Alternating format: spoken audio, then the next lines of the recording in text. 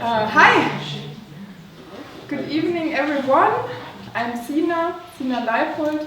I head the chair of Society Transition and Circular Economy here at our department, and also the Circulus research group, where my fabulous colleagues have led this seminar on sustainable economies today. So welcome to all the participants, and also welcome to all the interested people. I'm quite happy to see such a big crowd, because I was hoping that the seminar helps us as a group, and especially Meadhbh, Hannah and Anjan, to share their research and to reflect more about their research within the group and also for their PhDs. So it's great to see you guys and see that you discuss together and you're interested in this topic, what has science to do with lobbying.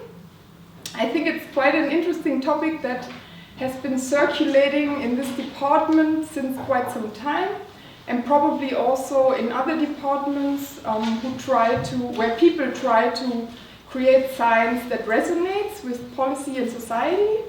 So it's a very important topic to me and to many colleagues here. And I'm very much looking forward to our two keynotes tonight. Stephan Lutter, okay, now I have to read his CV, from the WU, as you can see in this slide.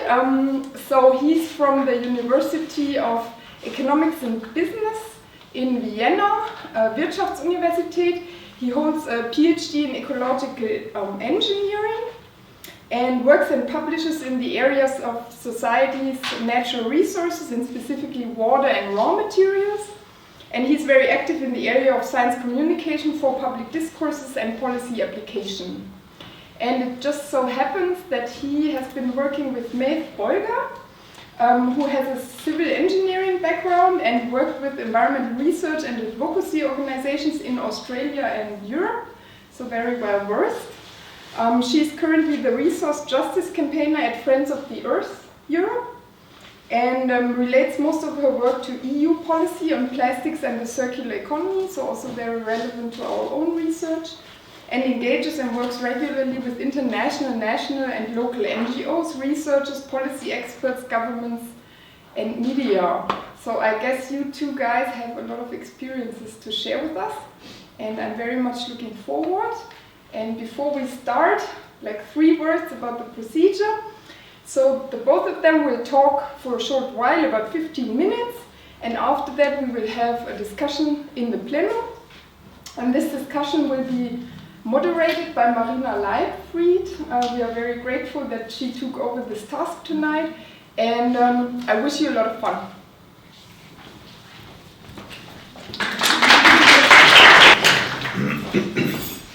So, thanks a lot for these kind words, and thanks for the invitation to Hannah and Anjan. I'm really pleased to be here again. When was it last time? Almost 2 years ago, yeah. I think. So, the first way from the train station was right to the main cathedral because it was such a nice sunlight. So I'm back in town. Yeah, it's good to be here. You have said everything about me, basically. Just arrived by train. It's 10 hours and a half to come from Vienna, which is a nice train, and the train was punctual, so that made me come on time. Without too much delay, well, before I start, I don't know if you read the results of the newest study. I think it was in Germany and on the European Union that people think science should involve itself more into policy discourses. So I took this as a very nice apropos to this evening. A few words on our research group. I just said to Sina, we have a really bad gender balance in our research team. The last female member just left for the Netherlands, so we are purely male. Still, what we do is really nice. We are very interdisciplinary, so I think there are not 2 people having studied the same stuff in our group. We are 100% project financed, which is a curse and a blessing at the same time. You are quite free in choosing what you want to do, and you are quite restricted in doing whatever you want to do because you're always on the search for new projects. We're working mainly in the European and international context. for the European Commission, for international organizations like the UNIDO, like the OECD, UN environment agencies, but also for and together with environmental NGOs.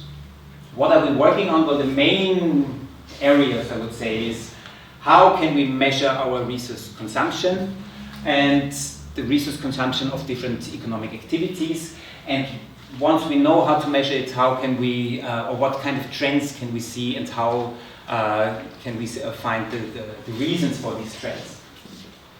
Then what are the global impacts of our consumption of products and services? This is basically now at the core of the biggest project we are currently working on, which is an ERC grant, which my colleague Stephan received 2 years ago. And then once we know the impact of our acting, also how can we change the impacts and how can we change our behavior. I was asked to say something about our vision of a sustainable economy. Well, our work, being at the Institute of Ecological Economics, is based in ecological economics. And the main core of this way of thinking is really that, in contrast to classical economics, we believe that our economy is a subsystem of the society, and the society is a subsystem of the ecosystem. So we are really just a subsystem of the ecosystem. In order for our economy and our society to function, we need heaps of inputs of different raw materials, energy, water, land, and so forth. And depending on what we do with it, we produce a lot of outputs like waste, emissions, and wastewater. And depending on the quantity and quality of these materials or resources throughput, we cause more or less environmental problems. And what we face now in terms of climate change, in terms of ocean acidification, you name it, is all a consequence of our societal metabolism. So really the way of how our system gets its food and digests it, basically. What's the difference between ecological economics and environmental economics? Just 3 examples. Environmental economics would say, well, the negative environmental impacts are just externalities of the market. Ecological economics says, no, they are the structural results of our economy being embedded in ecosystems. That's a difference. So we don't have the market lens, but we have the bigger ecosystem lens. So we need a systemic approach to solve environmental and sustainability challenges. There's a clear, as a consequence out of the first points, there's a clear limit to putting prices on nature and on negative environmental impacts, because nature holds a value in itself beyond the market. This doesn't mean, having said that, this doesn't mean that ecological economics would not apply similar or even the same methods like environmental economics. So they're like ecological taxes or taxes on environmental pollution, but still the overarching picture is a bigger one.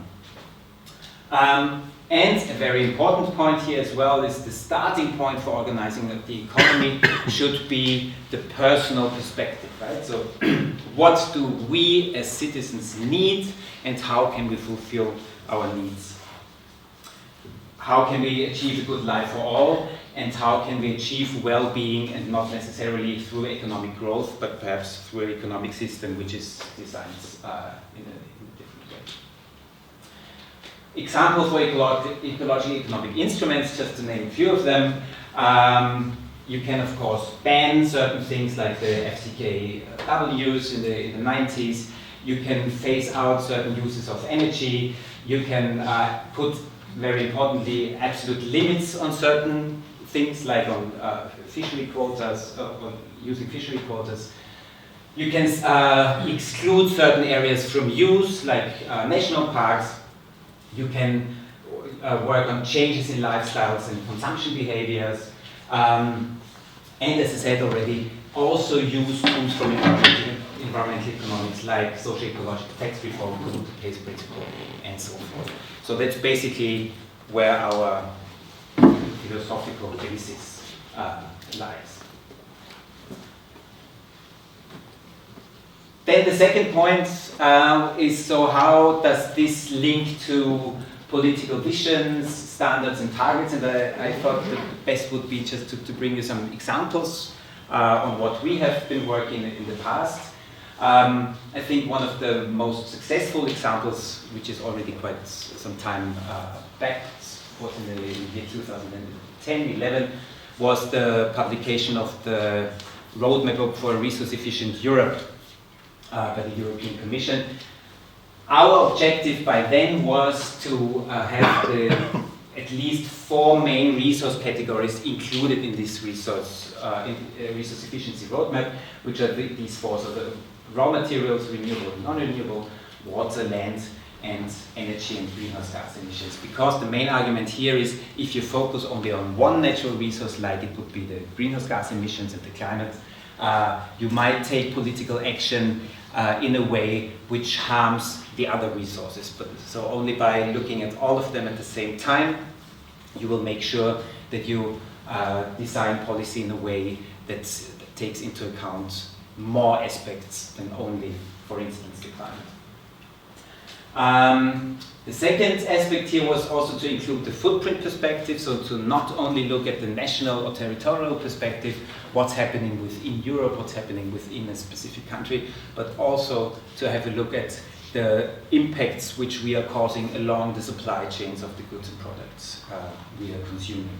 Because we're living in times of globalization, and our economic system is becoming more and more complex, and we have to look at this really along the supply chains of what we are using. We had a really successful collaboration here with Friends of the Earth Europe. We had the advantage of an interested commissioner, Janusz Potocznik, and we started by publishing a position paper on these aspects. We had a series of workshops, and then did also some, well, I said we, but this was then rather the role of Friends of the Earth, I would say, did the Brussels lobbying for these issues. We did the scientific lobbying. It was taken up, and if you read now the resource efficient, or the roadmap to a resource efficient Europe, which still is in place, it was followed by the action plan for circular economy, but still it has its value. You will find these aspects in there. Building on that, we worked also elaborating a study and campaigning on the land footprint as a specific topic, where Meadhbh and I worked together on it as well. So this was on the land issue. So that was 2011, 8 years. It's already a long time in our fast-moving world. Second policy example would be the UN Sustainable Development Goals. I'm sure you are familiar with the sustainable consumption and production policy area. Who is familiar with it? Okay, so at least a third or something.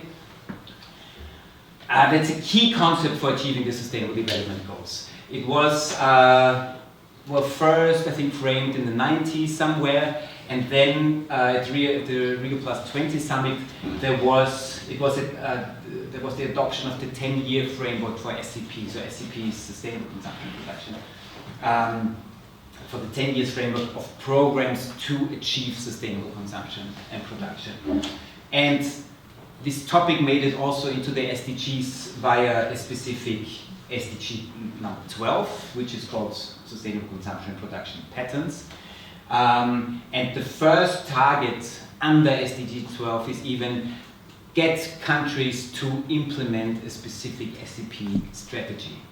So there is an SCP strategy in the European Union, and ever more countries are implementing SCP strategies. Why am I taking this as an example? Because SCP and SDG 12 are very much related to other SDGs as well, like the SDG 8 on decent working economic growth. Both of them, 8 and 12, focus on resource efficiency, and both of them have a sub-target using the same indicator, which is the material footprint. So our work in the 2010 years made it also into the SDGs, because at least one footprint indicator is in there. Interestingly, it's the only footprint indicator in the SDGs. There's no carbon footprint, there's no water footprint, but at least the material footprint. Again, curse and blessing. The good thing is, well, we have to measure the material footprint. The bad thing is how to measure the material footprint. So you have to imagine there are in the world, say, 5 groups working on the, say, 10 working on the development on how to measure the material footprint in order to provide countries then a means to evaluate if they achieve SDG 12. So if you have an SDG 12 with this indicator, you have to measure it somehow. So what we're doing now is to work together with the OECD and the United Nations on the method development.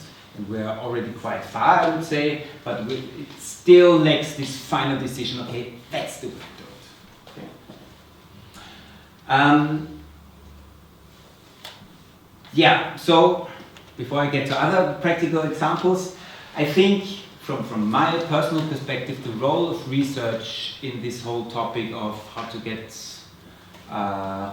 science into policy application and so forth, the role of research is really provide the evidence, provide empirical data in order to build upon this data political decisions, suggest methods and indicators to evaluate policy concepts, to be able to say, are we successful, are we on a good way, are we on a bad way, develop methods and standards for data collection and indicator calculation. So once we have suggested these, how to do that, calculate ideally scenarios on impact of different policy measures to be able, well, to say, well, if you take this measure, you will get this result, and if you take that measure, you will get a different result. I think very importantly, it's also important to identify where the hotspots are, where urgent action is needed. This might be in areas where you have very large impacts or very or where you have the chance of achieving a lot in different areas at the same time. Then, and this is already really, I think, at the heart of this evening, translate the data and concepts for application. So what do the results mean? How do I interpret them? And then, as a practical example, so I'm sure you're aware of the Scientists for Future network of almost 30,000 scientists, where it's really also to provide the students or the school children with information, with data, to support them, to underline their arguments. I think that's also a very important role. 3 minutes to go, 2 examples of our work. Here, this is a platform we have developed for the Austrian Ministry of the Environment, called Austrian Ministry of Sustainability, which is basically the visualization platform for the big data sets which we made for the UN International Resource Panel, with a lot of visualizations, with a lot of background information on how to measure raw material use and the material footprint. This is taken up by heaps of people, policymakers, researchers. I just checked before coming here, it's 5,000 to 10,000 users per year, so that's, I think, for such a platform quite a good result. Another platform or another tool which we developed for the UN is the Hotspots Analysis Tool, which is called SCP-HAT, Hotspots Analysis Tool, which is an online tool for SCP policy design. So the idea is really to provide policymakers with the means or the underlying data in order to get an idea where do we stand in terms of SCP in our country and where do we have to focus on in order to become more sustainable in consumption and production. That's the link. It's a bit of a strange link, but that's what the UN wanted. It's a bit long. We developed it for the Life Cycle Initiative together with 2 other UN departments, together with an institute in Australia. It's really about the monitoring of the SDGs. It's about the hotspot areas of unsustainable consumption and production, and we're using both pressures and impacts and both consumption, the territorial and footprint perspective. So both these 4 perspectives are used. And it's currently applied in different countries. For instance, I work together with Bhutan on their national sustainable consumption and production strategy. I'm concluding, and I think 1 minute to go. Wow. My personal opinion, and I'm happy to discuss this, is that policymaking needs really facts and figures to build strategies upon. You can just make it into the blue. Society needs facts and figures to build its opinion and decisions upon. Where do we want to go? Do we need another climate, or are we fine with climate change, for instance? In times of fake news, solid and trustworthy science is more important than ever, I believe. Civil society, and maybe you can comment on that, needs facts and well-founded arguments for its lobbying. And science needs communicators of data and results, often received as dry or fact-laden. So scientists have the fame of not being the too good communicators, and of course there are exceptions, but as a whole perhaps there might be others who do the better communication job. And by that, I'm done. I think it was 15 minutes.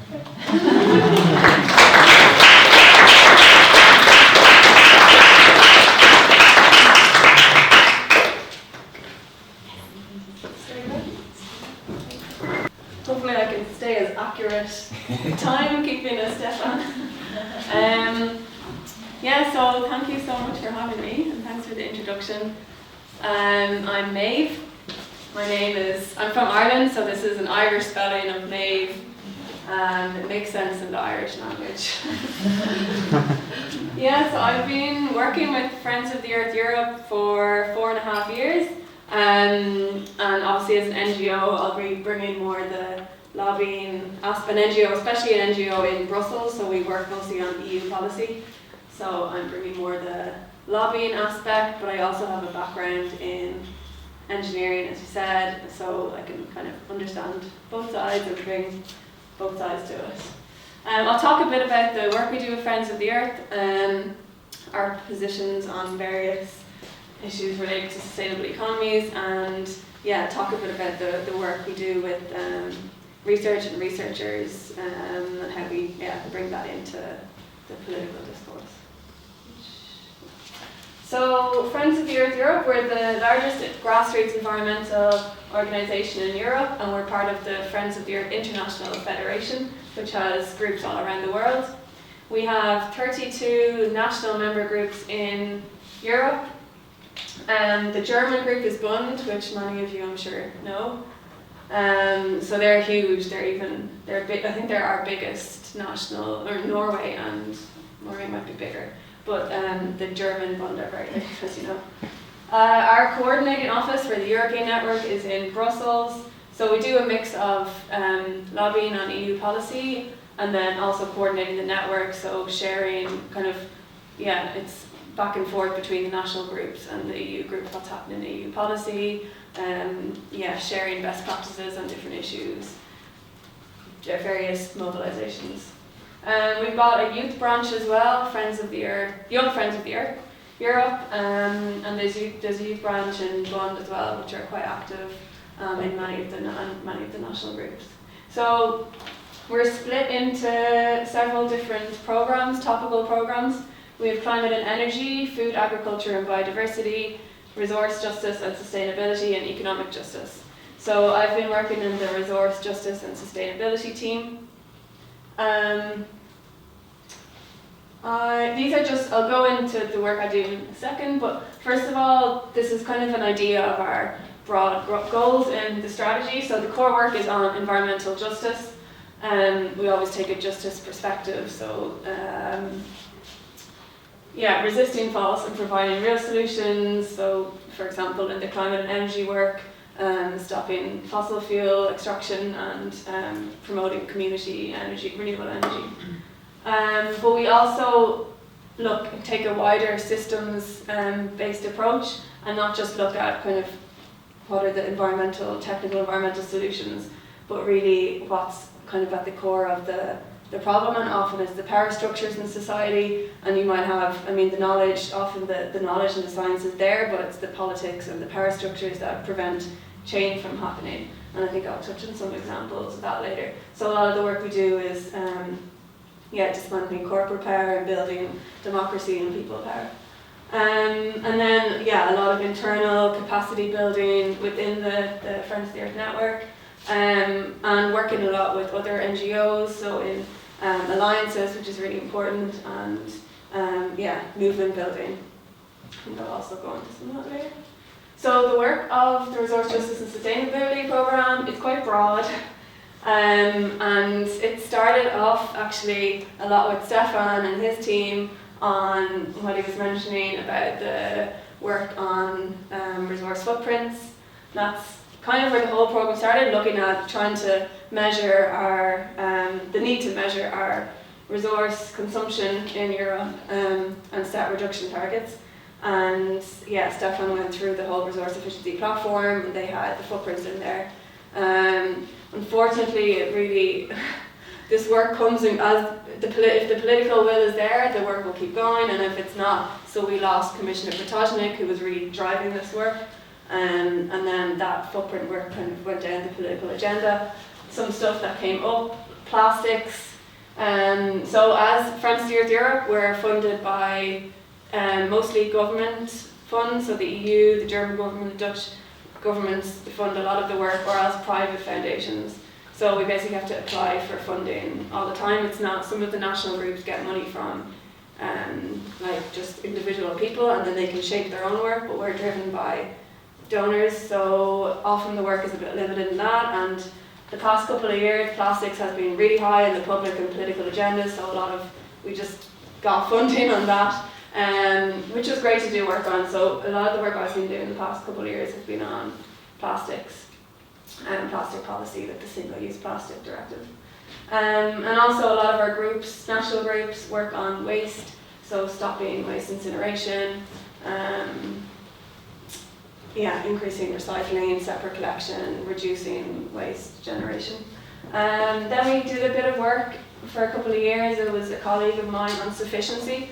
So this was really broad work, and basically asking the question, how much is enough to live a good life within planetary boundaries? So it touched on not just like resources and that side of consumption, but also well-being and the sharing economy and our tax system, financial system. So that's work that we're trying to continue now with. We just got new funding to work on economic paradigm shift, so that's really great, but it's only for a year, so we'll have to try. That's often what happens in NGOs. You get, and I'm sure that everywhere at research as well, you get funding for a certain amount of time, and then it goes, and then the lobbying you can do drops off. So this is, I'm sure you know much of this already, but why we need an economic paradigm shift. We have the growth-focused economy and the neoliberal system. It's very much profit-based, and why it's an issue. So obviously increasing equalities. We know that beyond a certain, when the basic needs of society are met, increasing material consumption doesn't increase happiness. So that's on one aspect. Our economy also, the way it is at the moment, it drives over inequitable consumption. So I know the International Resources Panel have really great facts from the increase. They have really good comparisons between the increase of population in the 20th century, and they compare it with consumption of materials and different resources. So our consumption of materials and resources has grown like so much faster, and emissions, than the population has grown. So we're living beyond our means on the planet, and this is driven basically by our economic system. And the linear economic system, where products are often designed to break easily, so people have to buy more. Thirdly, just the justice perspective on a historic scale, and currently as well, Europe is consuming more than its fair share of planetary space compared to other regions, and a lot of the production is for our products is outside of Europe, so that's externalising environmental and social impacts on the global south. So this is a big aspect of the need to change the economic system as well. But we're seeing a lot of hope, especially in the past couple of years. There's been, or a year definitely, like a massive increase in public and political awareness on the need for change and action. You have all the youth-led action, so the Fridays for Futures and the climate strikes, and then of the Extinction Rebellion. Yeah, and then there's a lot, even now, more and more scientists, like yourself, just speaking out. I don't know if people saw a couple of weeks ago, there is the paper in Bioscience Journal. Well, anyway, it was 11,000 scientists, and they were calling on different things. One of them was that we need a new economic system. I think cutting fossil fuels, less meat consumption. And then there's also the IPES, which is International Public Policy something platform of scientists. And they also produced a report it was last year, that called for a new economic system. So there's more and more people speaking out on the need for very systemic change. And in terms of political commitments, so the new European Commission, the new European Parliament is already in place after the elections in May. The Commission is taking longer due to various issues. So the Parliament has to approve all the new commissioners from each member state, and there's an issue remaining with one. So the new European Commission isn't in place yet, which is delaying a lot of processes, but the President is in place, and she's the German. I'm sure you all know her. She has like 7 children or something. I remember that's the first thing that everyone was saying. But yeah, so she released back in the summer the priorities of the new, so 5 priorities of this new European Commission, and the number 1 priority was the Green Deal for Europe, which is very positive, and I think it's a reflection of such awareness and momentum on these topics. I'll talk a bit more about that in a minute. I think that's a quote from It's a Long-Term Economic that's the old Commission President. His team did a really good presentation and this was one of the quotes. So I think it's really becoming more mainstream that we need this change. And then there's also future of Europe debates that have been happening in the past couple of years and that are going to increase, and they're really trying to bring Europe down to the community and people level and have debates about the vision for a new Europe. So this kind of comes back to what I was saying in the need for a new economic system. So our new work will be developing these positions more deeply as a Friends of the Earth network, but this is in general terms. So obviously reducing absolute resource consumption, and that's where the program that I work in, how it started all in the first place, and moving towards efficiency, so how much do we need for a good life. And looking towards new economic models, so I don't know if many of you have heard of Kate Raworth and the donut economic model, but I think it's a brilliant example, and this is something that's definitely it's very understandable. So it touches on the planetary boundaries on the outside, and this is kind of the ecological ceiling. This is what we need to stay within in order to not live beyond our means on the planet. But we also don't want to go below the social foundation. So we have certain basic needs as people for a good life, so water, food, energy, health, education. And it kind of looks at what's an economy that we can design, which is we live within the means of the planet, but we also have a good life and we meet everybody's needs. So I think it's a really good visual, and this is something we'll work on. I know some colleagues in Croatia are starting to do what they're comparisons, so criteria for measuring all of these for various cities and countries, and then a way of comparing different cities and countries, how they measure in each aspect of the donut. And then thirdly, which I guess a lot of what I was working on, so better product and waste management, and designing for a true circular economy. I think I'll also come back into that in a minute. So I think some of these were discussed in the workshop that some of you were at today. So I'll talk a little bit about Friends of the Earth's kind of positions and thoughts on these. First, low carbon economy. So we don't tend to use that phrase in Friends of the Earth because politically it often means it includes gas, and a lot of our work is on there's no room for gas if we need to reach zero emissions, and if we want to reach the climate targets, we can't keep building new gas infrastructure, which is happening. So when that's talked about low carbon economy, it's including gas infrastructure as kind of a bridge fuel. So we're against that. In terms of carbon economy, we work mostly on the energy side of it at the moment. So we've got a big campaign for the past few years on fossil-free Europe. That's one of the booklet's 10 steps to fossil-free Europe. Basically calling for a fossil-free energy system by 2030. And also a lot of that is exposing, so some of my colleagues work on big corporations like Shell and exposing their pollution, especially working with Friends of the Earth Nigeria along the Niger Delta and Shell's pollution on there. So a lot of it is exposing these stories but linking it to the lobbying they're doing. So a recent campaign is calling for no access for fossil fuel companies to political lobbying at EU or national level.